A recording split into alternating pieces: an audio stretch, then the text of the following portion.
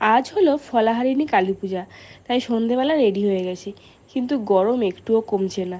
তো এখন যাব হচ্ছে যে কালী ঠাকুরের মন্দিরে ঠাকুরের দর্শন করতে। এই যে আমাদের কলেজ, এই মন্দিরের পাশেই হচ্ছে আমাদের কলেজ, আর এর পাশেই আমি থাকি।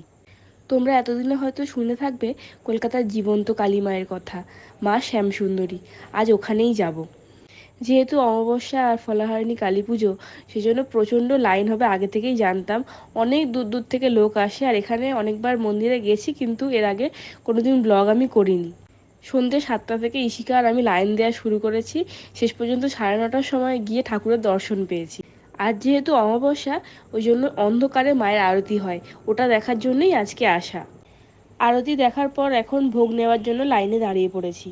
এই যে ভোগ নিয়ে রুমে চলেও এসেছি, এখন ফ্রেশ হয়ে ভোগ খেয়ে নেব। অমাবস্যা যেহেতু কাল সকালেও থাকবে, সেজন্য কাল সকালে যাব মন্দিরে পুজো দিতে।